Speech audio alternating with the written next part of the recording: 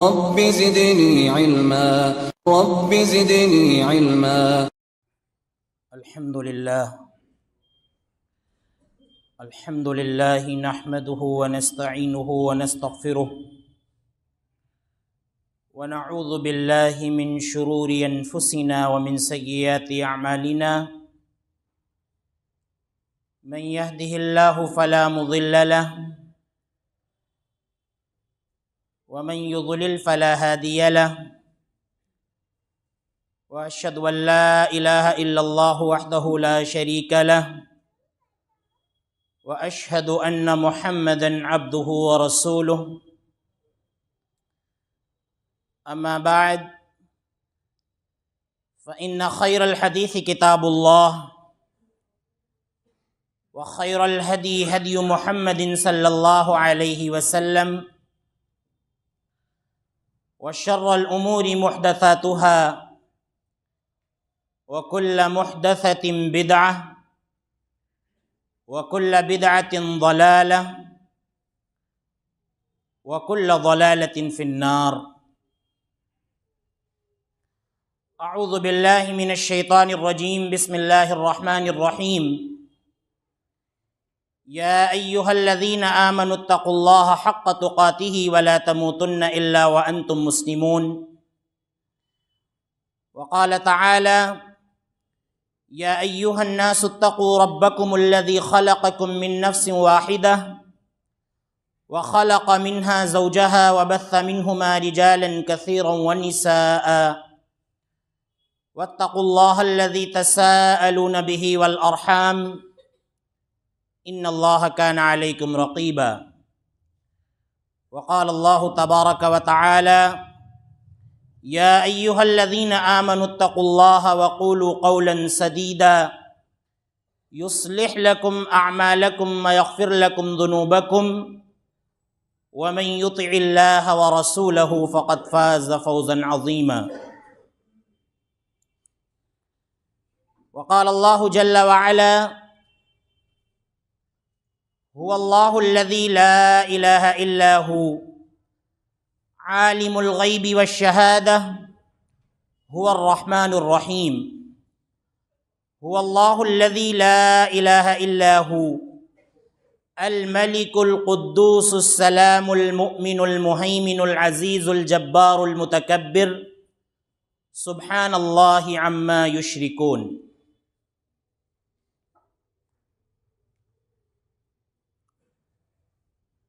معزز اسلامی و دینی بھائیوں،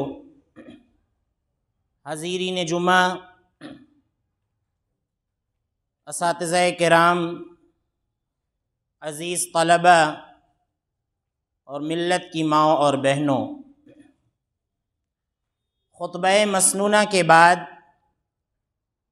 میں نے آپ کے سامنے سورۃ الحشر کی 2 آیات تلاوت کی ہیں، جن میں اللہ رب العالمین نے اپنا تعارف پیش کیا ہے،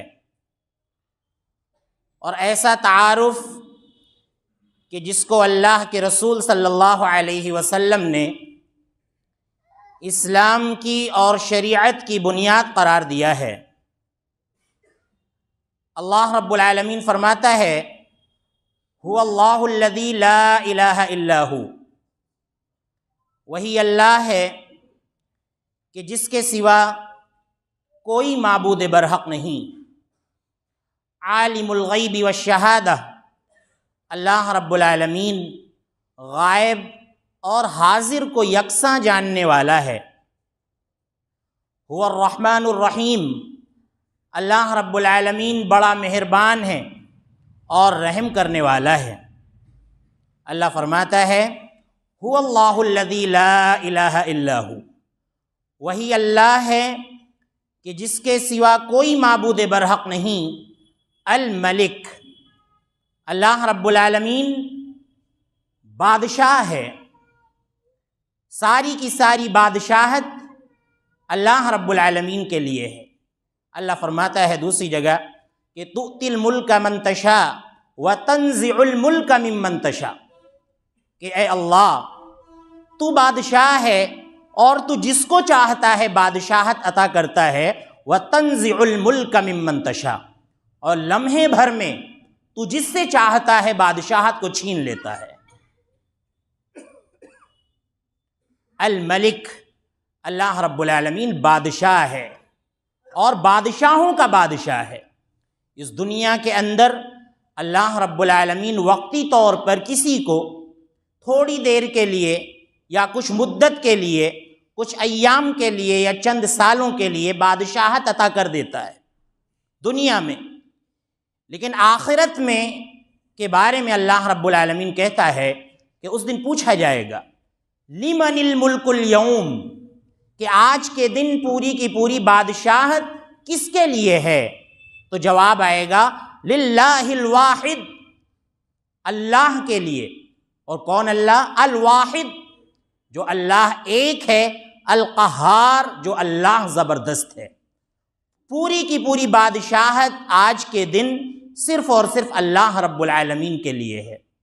اللہ بادشاہ ہے۔ القدوس، اللہ رب العالمین پاک ہے، تمام عیوب سے پاک ہے، تمام نقائص سے پاک ہے۔ آپ دیکھیں کہ معبود بننے کی صلاحیت وہی رکھتا ہے کہ جس کے اندر بشری کمزوریاں نہ پائی جاتی ہوں۔ بشری کمزوریوں سے مراد اسے کھانے کی ضرورت نہ پڑتی ہو، اسے سونے کی ضرورت نہ پڑتی ہو، اسے آرام کرنے کی ضرورت نہ پڑتی ہو۔ اللہ رب العالمین نے ان تمام چیزوں سے اپنے آپ کو پاک رکھا ہے۔ اللہ فرماتا ہے لا تأخذہ سنۃ ولا نوم، اللہ رب العالمین کو نہ تو اونگ آتی ہے اور نہ تو نیند آتی ہے۔ تو معبود بننے کی صلاحیت وہی رکھتا ہے جو بشری کمزوریوں سے پاک ہو، اور معبود بننے کی صلاحیت وہ رکھتا ہے جو بیٹا جننے سے پاک ہو، جو بیٹا نہ پیدا کرتا ہو، اور جو خود کسی کا بیٹا نہ ہو وہ معبود بن سکتا ہے۔ اللہ نے فرمایا قل هو اللہ احد اللہ الصمد لم یلد ولم یولد، اے نبی صلی اللہ علیہ وسلم آپ کہہ دیجئے کہ اللہ رب العالمین ایک ہے، اللہ بے نیاز ہے، اسے کسی کی ضرورت نہیں ہے، وہ کسی چیز کا محتاج نہیں۔ لم یلد ولم یولد، نہ اس نے کسی کو پیدا کیا نہ وہ کسی سے پیدا کیا گیا، اور نہ تو کوئی اس کا ہمسر اور برابر ہے۔ تو معبود بننے کی صلاحیت وہ رکھتا ہے جو کسی سے پیدا نہ ہوا ہو اور وہ کسی کو پیدا نہ کرے، جیسا کہ اللہ رب العالمین نے سورۃ الاخلاص کے اندر اپنا تعارف کرایا۔ تو اللہ تعالیٰ ان تمام چیزوں سے پاک ہے۔ الملک، القدوس، السلام، اللہ رب العالمین سلامتی والا ہے۔ المؤمن، اللہ رب العالمین امن والا ہے۔ المہیمن، اللہ رب العالمین ہمارا نگراں ہے۔ العزیز، اللہ رب العالمین غالب ہے۔ الجبار، اللہ رب العالمین زبردست ہے۔ المتکبر، اللہ رب العالمین تنہا بڑائی والا ہے۔ سبحان اللہ عما یشرکون، اللہ تعالیٰ ان تمام چیزوں سے پاک ہے کہ جن کو یہ مشرک اللہ رب العالمین کے علاوہ پکارتے ہیں یا اللہ کے ساتھ ان کو پکارتے ہیں۔ اللہ ایسے تمام شرک سے پاک ہے، ایسی تمام شرک کی باتوں سے اللہ رب العالمین پاک ہے۔ تو اللہ رب العالمین نے ان آیات میں اپنا تعارف پیش کیا ہے۔ آپ دیکھیں کہ اللہ رب العالمین کے ناموں میں سے ایک نام ہے السلام، المؤمن۔ اللہ رب العالمین سلامتی والا ہے اور اللہ رب العالمین امن والا ہے۔ لہذا آپ دیکھیں کہ جو اللہ سلامتی والا ہے، اس اللہ نے ہمیں اور آپ کو سلامتی والا مذہب عطا کیا۔ ظاہر سی بات ہے جو ذات سلامتی والی ہو وہ ایسا مذہب ہمیں اور آپ کو کیسے دے سکتی ہے جو مذہب سلامتی والا نہ ہو۔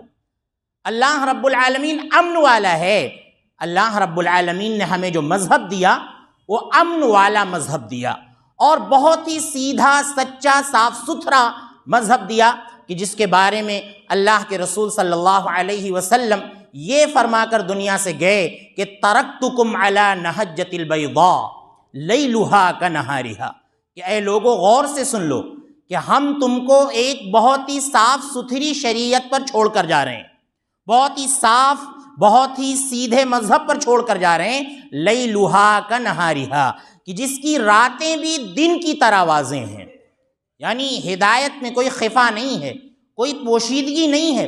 اللہ کے رسول صلی اللہ علیہ وسلم نے مذہب کو بالکل کھول کھول کر اور بہت ہی اچھے انداز میں، اچھوتے اور نرالے انداز میں مذہب اسلام کو اللہ کے رسول صلی اللہ علیہ وسلم نے بیان فرمایا۔ اور مذہب اسلام کی بنیاد اللہ کے رسول صلی اللہ علیہ وسلم نے کلمہ توحید کو قرار دیا ہے، جیسا کہ ان آیات میں بھی شروع میں اللہ رب العالمین نے فرمایا کہ هو اللہ الذی لا الہ الا ہو، کہ اللہ تو وہ ہے کہ جس کے سوا کوئی معبود برحق نہیں۔ اور اللہ کے نبی صلی اللہ علیہ وسلم نے ایک متفق علیہ روایت کے اندر بیان فرمایا کہ بنی الاسلام علی خمس، کہ اسلام کی بنیاد 5 چیزوں پر ہے۔ سب سے پہلی بنیاد کا ذکر کرتے ہوئے اللہ کے نبی صلی اللہ علیہ وسلم نے فرمایا شہادتی اللہ الہ الا اللہ وان محمد الرسول اللہ، اس بات کی گواہی دینا کہ اللہ رب العالمین کے سوا کوئی معبود برحق نہیں۔ یہ بات ہم اچھی طرح سے جان لیں کہ ہمارا جو کلمہ ہے لا الہ الا اللہ، اس کے 2 جز ہیں۔ اگر ہم صرف اللہ کو مانیں اور غیر اللہ کا انکار نہ کریں تو ہم نے کلمے کے مطلب کو نہیں سمجھا۔ کلمے کا مطلب یہ ہے کہ اللہ کو ماننے کے ساتھ ساتھ غیر اللہ کا انکار ضروری ہے۔ اس کے اندر پہلے نفی ہے، لا الہ نفی کی جائے، تمام معبودان باطلہ کی نفی کی جائے الا اللہ، اور اس کے بعد صرف اور صرف ایک اللہ کا اقرار کیا جائے۔ تو آپ دیکھیں ہمارے مذہب کی بنیاد جو ہے وہ لا الہ الا اللہ پر رکھی گئی ہے، لہذا لا الہ الا اللہ کے تقاضوں کو سمجھنا اور یہ کلمہ ہم سے کیا چاہ رہا ہے اس کو سمجھنا، یہ ہمارے اور آپ کے لیے بہت ضروری ہے۔ آپ سمجھ لیں کہ یہ مذہب کی بنیاد ہے، اگر ہم نے اس کلمے کو نہیں سمجھا تو آپ سمجھ لیں کہ یہ جو بیش قیمتی مذہب اللہ رب العالمین نے ہم کو عطا کیا ہے اس کی اہمیت کو ہم نے نہیں سمجھا۔ اللہ رب العالمین اس مذہب کے تعلق سے فرماتا ہے کہ وَمَن يَبْتَغِ غَيْرَ الْإِسْلَامِ دِينًا فَلَن يُقْبَلَ مِنْهُ، کہ اسلام کے علاوہ اگر کوئی شخص کوئی اور دین تلاش کرتا ہے فَلَن يُقْبَلَ مِنْهُ، تو اس سے وہ دین ہرگز ہرگز قبول نہیں کیا جائے گا۔ اللہ تعالیٰ فرماتا ہے ان الذین کفروا وماتوا وهم کفار فلن يقبل من احدهم ملء الارض ذهبا ولو افتدى به اولئک لهم عذاب الیم وما لهم من ناصرین، کہ جو لوگ اللہ کے انکاری ہیں اور انکار کی حالت میں، کفر کی حالت میں وہ مر جاتے ہیں، اللہ فرماتا ہے فلن يقبل من احدهم ملء الارض ذهبا، کہ ایسے لوگوں سے اللہ رب العالمین زمین بھر کر سونا بھی قبول نہیں کرے گا۔ یہ لوگ آخرت میں اللہ سے روئیں، گڑ گڑائیں اور کہیں کہ اے اللہ ہم مذہب اسلام تو نہیں لائے ہیں، تیرے پاس صاف ستھرا مذہب تو نہیں لائے ہیں، لیکن اے اللہ تو ہم سے زمین بھر کر سونا لے لے اور مجھ کو جنت میں داخل کر دے، میرے گناہوں کو معاف کر دے، تو اللہ رب العالمین ایسے شخص سے زمین بھر کر سونا قبول نہیں کرے گا۔ اتنا قیمتی مذہب ہے جو اللہ رب العالمین نے ہمیں اور آپ کو عنایت فرمایا ہے۔ لہذا اتنا قیمتی مذہب، تو اس قیمتی مذہب کی بنیاد کو جاننا بھی ہمارے اور آپ کے لیے ضروری ہے۔ اور اس قیمتی مذہب کی بنیاد اللہ رب العالمین نے سب سے پہلے اور اللہ کے نبی صلی اللہ علیہ وسلم نے لا الہ الا اللہ پر رکھی ہے۔ لہذا اللہ رب العالمین کو ہم نے اپنا معبود مان لیا، لہذا تمام عبادتیں اللہ رب العالمین کے لیے ہونی چاہیے۔ جھکنا اللہ رب العالمین کے لیے ہو، سجدہ اللہ رب العالمین کے لیے ہو، رکوع اللہ رب العالمین کے لیے ہو، دعائیں اللہ رب العالمین سے کی جائیں، نمازیں اللہ رب العالمین کے لیے پڑھی جائیں، روزہ اللہ رب العالمین کے لیے رکھا جائے، اور صدقہ یہ اللہ رب العالمین کے لیے کیا جائے۔ ساری عبادتوں کو اللہ رب العالمین کے ساتھ خاص کیا جائے۔ اسی طرح سے جس طرح سے اللہ سے ڈرا جاتا ہے اس طرح سے صرف اللہ سے ڈرا جائے، جس طرح سے محبت اللہ سے کی جاتی ہے اس طرح محبت صرف اور صرف اللہ رب العالمین سے کی جائے۔ یہ اللہ رب العالمین کو معبود ماننے کا مطلب ہے، اور یہ ہمارے کلمے کا سب سے پہلا تقاضا ہے۔ تو اللہ کے نبی صلی اللہ علیہ وسلم نے بیان فرمایا کہ شہادتی اللہ الہ الا اللہ، اس بات کی گواہی دینا کہ اللہ کے سوا کوئی معبود برحق نہیں، وَأَنَّ مُحَمَّدَ الرَّسُولُ اللَّهِ، شہادتین کہا جاتا ہے، صرف ایک شہادت کافی نہیں ہے کہ اللہ رب العالمین کو معبود مان لیا جائے، بلکہ اللہ کے رسول صلی اللہ علیہ وسلم کو اپنا رسول ماننا، قدوہ ماننا، آئیڈیل ماننا، یہ ہم سب کے لیے واجب اور ضروری ہے۔ اللہ کے نبی صلی اللہ علیہ وسلم نے فرمایا اور اس بات کی گواہی دی جائے کہ محمد عربی صلی اللہ علیہ وسلم اللہ کے رسول ہیں، لہذا ہم سب کو اس بات کی گواہی دینا ہے۔ اب آپ دیکھیں، جب ہم نے اس بات کی گواہی دے دی کہ محمد عربی صلی اللہ علیہ وسلم اللہ کے رسول ہیں، تو اب ہم اور آپ اس کا مطلب سمجھیں۔ گواہی دے دینا کافی نہیں ہے، جب ہم نے یہ کلمہ پڑھ لیا، محمد الرسول اللہ جب ہم نے کہہ لیا، اس کی گواہی جب ہم نے دے دی، تو یہ کلمہ ہم سے کچھ تقاضا کرتا ہے۔ وہ تقاضا کیا ہے؟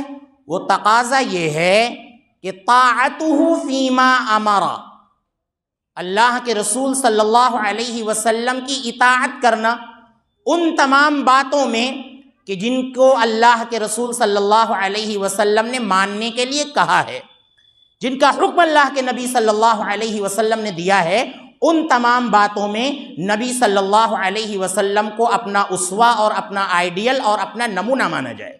اور اس تعلق سے قرآن کریم کی کئی ایک آیتیں ہیں۔ اللہ رب العالمین فرماتا ہے یا ایھا الذین آمنوا اطیعوا اللہ واطیعوا الرسول ولا تبطلوا اعمالکم، اے ایمان والو اللہ کا کہنا مانو اور اس کے رسول صلی اللہ علیہ وسلم کا کہنا مانو، ولا تبطلوا اعمالکم، اور کسی اور کی اطاعت کر کے اللہ کے نبی کے قول پر کسی اور کے قول کو رکھ کر اپنے اعمال کو برباد نہ کرو۔ اللہ رب العالمین فرماتا ہے یا ایھا الذین آمنوا اطیعوا اللہ واطیعوا الرسول واولی الامر منکم، کہ اے ایمان والو اللہ کی اطاعت کرو اور اس کے رسول کی اطاعت کرو، اور تمہارے جو حکماء، تمہارے جو حاکم، جو اللہ اور اس کے رسول کے مطابق فیصلہ کر رہے ہیں، ان کی اطاعت کرو۔ اللہ رب العالمین فرماتا ہے فَإِن تَنَازَعْتُمْ فِي شَيْءٍ فَرُدُّوهُ إِلَى اللَّهِ وَالرَّسُولِ، اگر تم میں کسی بات میں اختلاف ہو جائے تو اپنی بات کو اللہ اور اس کے رسول کی طرف لوٹا دو، اللہ اور اس کے رسول کی بات کو مانو۔ تو اللہ کے رسول صلی اللہ علیہ وسلم نے جتنی باتوں کا حکم دیا ہے ان میں رسول اکرم صلی اللہ علیہ وسلم کی اطاعت کی جائے۔ اب اس میں بھی بڑی تفصیلات ہیں۔ اللہ کے نبی صلی اللہ علیہ وسلم کی اطاعت کئی چیزوں میں کرنی ہے۔ مثال کے طور پر آپ صلی اللہ علیہ وسلم نے کوئی عبادت کتنی مقدار میں کی ہے تو وہ عبادت اتنی مقدار میں کی جائے، اس سے زیادہ نہ کی جائے۔ کوئی عبادت اللہ کے نبی صلی اللہ علیہ وسلم نے عام انداز میں بغیر مقدار کے کی ہے۔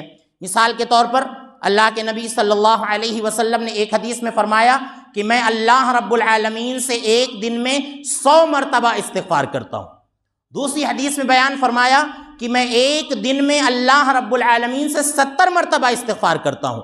لہذا شارحین حدیث کہتے ہیں کہ یہاں پر مراد زیادتی ہے۔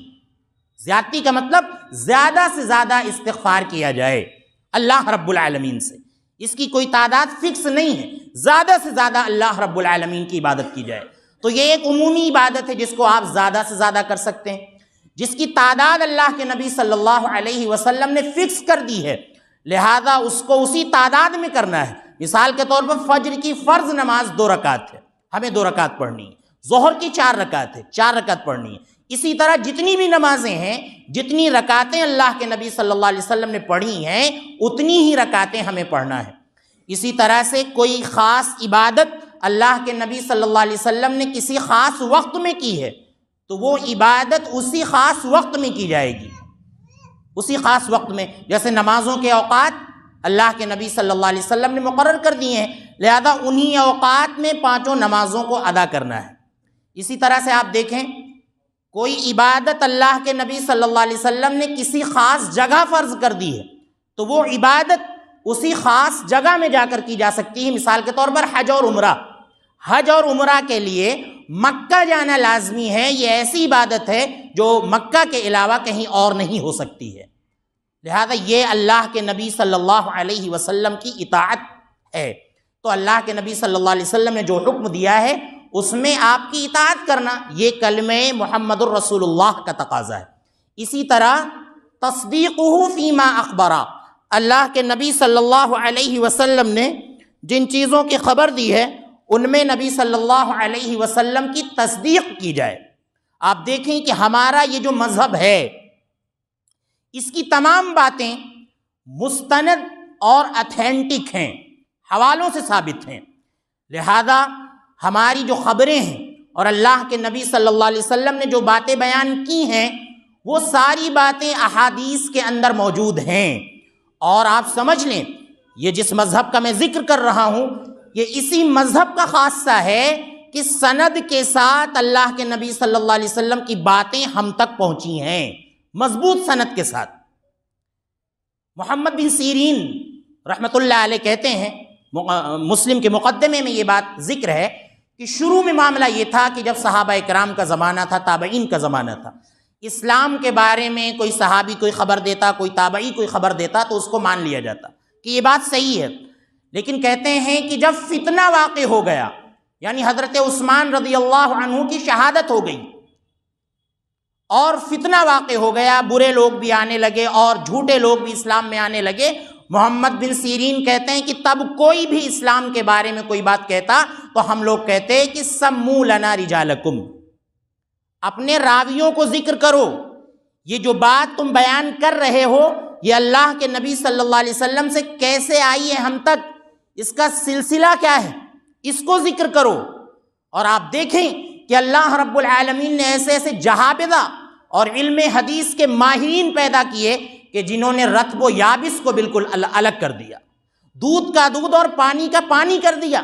ظاہر سی بات ہے مذہب اسلام کے گئے ہوئے دنیا سے کتنے دن ہو گئے، تو یہ مذہب مستند حوالوں سے ہمارے پاس کیسے آیا ہے یہ جاننا بھی ضروری ہے. اسی لیے آپ دیکھیں محمد ابن سیرین کہا کرتے تھے کہ ان ھذا العلم دین فانظروا عمن تاخذون دینکم، کہ یہ جو علم حدیث ہے یہ دین ہے. فانظروا عمن تاخذون دینکم، لہذا خوب ٹھیک سے دیکھ لیا کرو کہ تم اپنا دین کس سے لے رہے ہو، اپنا دین کس سے لے رہے ہو، وہ شخص کیسا ہے، خوب ٹھیک سے دیکھ لیا کرو. اور عبداللہ ابن مبارک مشہور تابعی ہیں، یہ کہتے ہیں کہ الاسناد من الدین لولا الاسناد لقال من شاء ما شاء، کہ سند جو ہے اللہ کے نبی سے ہم تک جو حدیث کا سلسلہ ہے یہ دین کا حصہ ہے. لولا الاسناد لقال من شاء ما شاء، اگر یہ سند نہ ہوتی تو جس شخص کا جو جی چاہتا وہ کہتا پھرتا، ہر چیز کو وہ دین بنا دیتا. لیکن آپ دیکھیں اتنی مضبوط کڑیاں بنا دی ہیں ہمارے محدثین نے کہ دین کے اندر کوئی غلط بات کوئی داخل کر لے جائے اپنی طرف سے، ایسا نہیں ہو سکتا. اسی لیے ہم کہتے ہیں کہ آج جو بھی عبادتیں لوگ کر رہے ہیں ان کو دیکھیں کہ آیا یہ عبادت اتھینٹک بالکل حوالوں کے ساتھ مستند انداز میں یا اللہ کے نبی صلی اللہ علیہ وسلم سے ثابت ہے یا نہیں. کتنی عبادتیں ہیں، میں نے آپ کو بتایا کہ یہ صاف ستھرا مذہب ہے، سلامتی والے اللہ نے یہ مذہب ہمیں اور آپ کو عطا کیا ہے، اس کی عبادتیں بھی سلامتی والی ہیں. اور اللہ تعالیٰ فرماتا ہے لا یکلف اللہ نفسا الا وسعها، اللہ رب العالمین نے کسی بھی نفس پر اس کی طاقت سے زیادہ بوجھ نہیں ڈالا ہے. لہذا ہماری عبادتیں بھی سلامتی والی ہیں. جہاں مشقت آ رہی ہو، جہاں پریشانی آ رہی ہو، ہماری شریعت کی طرف سے رخصتیں دی گئی ہیں. اور ہماری شریعت کے اندر رہبانیت نہیں ہے. رہبانیت کی گوشہ نشیں ہو جانا، سماج اور معاشرے سے الگ ہو جانا اور جنگل میں جا کر اللہ رب العالمین کی عبادت کرنا، یہ ہمارے دین اور ہمارے مذہب کا حصہ نہیں ہے. عثمان بن مظعون رضی اللہ عنہ کہتے ہیں کہ ہم لوگ اللہ کے نبی صلی اللہ علیہ وسلم کے پاس آئے تھے اور آپ سے اپنی شہوتوں کو مارنے کی اجازت مانگ رہے تھے کہ ہم اپنی شہوتوں کو کچل لیں، ہم نہ شادی بیاہ کریں، ہم نہ بچے پیدا کریں، ہم کچھ نہ کریں. اللہ کے نبی صلی اللہ علیہ وسلم سے اجازت لینے کے لیے آئے تھے. اللہ کے نبی صلی اللہ علیہ وسلم نے صحابہ کرام کو تبتل کی اجازت نہیں دی. دنیا سے الگ تھلگ ہو جانا، شادی بیاہ سے الگ تھلگ ہو جانا، صرف اللہ کی عبادت کرتے رہنا، سماج اور معاشرے سے کٹ جانا، اس کی اجازت اللہ کے نبی صلی اللہ علیہ وسلم نے انہیں نہیں دی۔ عثمان بن مظعون رضی اللہ عنہ کہتے ہیں کہ اگر ہمیں اس کی اجازت مل جاتی تو ہم سب اپنی شہوتوں کو کچل لیتے، لیکن اللہ کے نبی صلی اللہ علیہ وسلم کو یہ بات پسند نہیں تھی۔ پتہ یہ چلا کہ جو عبادتیں اللہ کے نبی نے مشروع قرار دی ہیں، یہ بھی کلمے کا تقاضا ہے۔ ایک تو تیسرا تقاضا دو میں نے بیان کیے، تیسرا تقاضا ہے کہ وَاجْتِنَابُ مَا نَهَا عَنْهُ وَزَجَرَ، اللہ کے نبی صلی اللہ علیہ وسلم نے جن باتوں سے روک دیا ہے، جن سے منع کر دیا ہے، ان سے رک جانا، یہ کلمہ محمد رسول اللہ کا تیسرا تقاضا ہے۔ اور چوتھا تقاضا یہ ہے کہ اللہ کی عبادت نہ کی جائے الا بما شرع، مگر اسی طریقے پر جس طریقے پر اللہ کے نبی صلی اللہ علیہ وسلم نے عبادت کر کے بتلایا ہے، لہذا وہی عبادتیں کی جائیں گی۔ ان عبادتوں کے علاوہ اپنی طرف سے کوئی مشقت والی عبادت ایجاد کر لی جائے تو ایسی عبادت کی گنجائش ہمارے مذہب میں نہیں ہے۔ آپ دیکھیں بہت سی عبادتیں اس طرح کی ہمارے یہاں رائج ہو گئی ہیں، جب ان کے بارے میں کہا جاتا ہے تو لوگ کہتے ہیں آخر یہ عبادت ہی تو ہے، یہ منع کیوں کر رہے ہیں؟ آپ دیکھیں میں نے ذکر کیا کہ کلمے کا تقاضا یہ ہے محمد رسول اللہ کا کہ اللہ کے نبی صلی اللہ علیہ وسلم نے جو عبادت جس مقدار میں کی ہے وہ عبادت اس مقدار میں کی جائے۔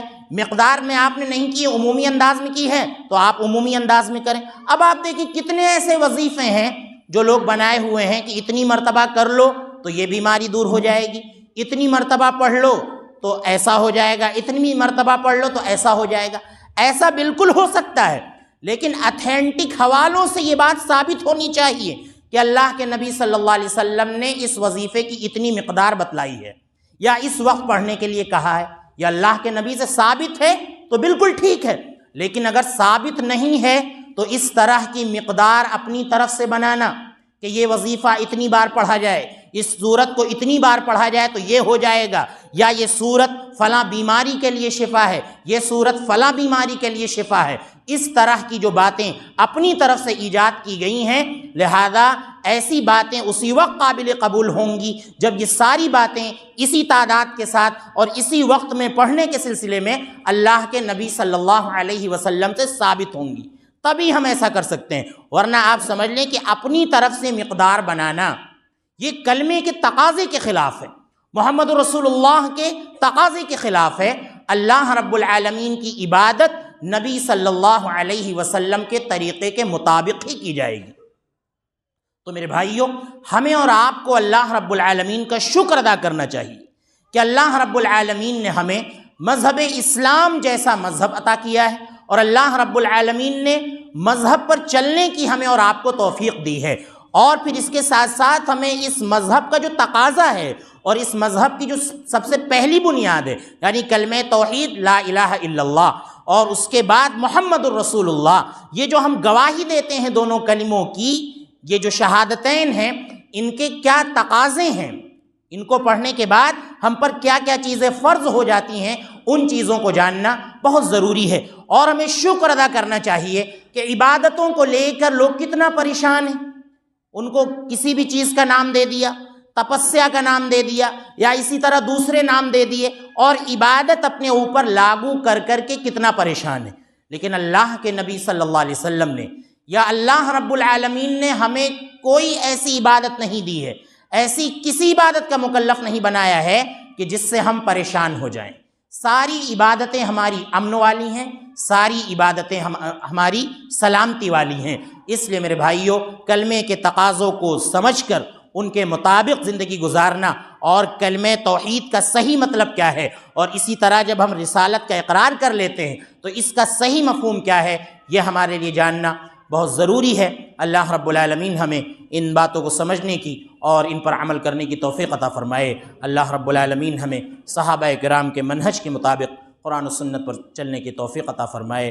اللہ جن بھائیوں نے دعا کی گزارش کی ہے اور جنہوں نے گزارش نہیں کی ہے، اللہ ان کے تمام جائز تمناؤں کو قبول فرما۔ اگر وہ بیمار ہیں تو انہیں شفائے کاملہ عاجلہ عطا فرما۔ اللہ ہمارے والدین پر رحم فرما، اللہ ہمارے مریضوں پر رحم فرما، اللہ ہمارے بچوں پر رحم فرما، اللہ ہمارے ماہت کے بچے جو آج کل امتحان میں مشغول ہیں، اللہ انہیں ثابت قدمی عطا فرما، اور انہیں اپنے اسباق کو صحیح انداز میں یاد کرنے کی اور پھر امتحانات میں لکھنے کی توفیق عطا فرما۔ اللہ جب تک ہمیں اس دنیا میں رکھ، ایمان کی حالت میں رکھ، جب ہمارا خاتمہ ہو ایمان کی حالت میں ہو۔ آمین۔ وآخر دعوانا ان الحمد للہ رب العالمین۔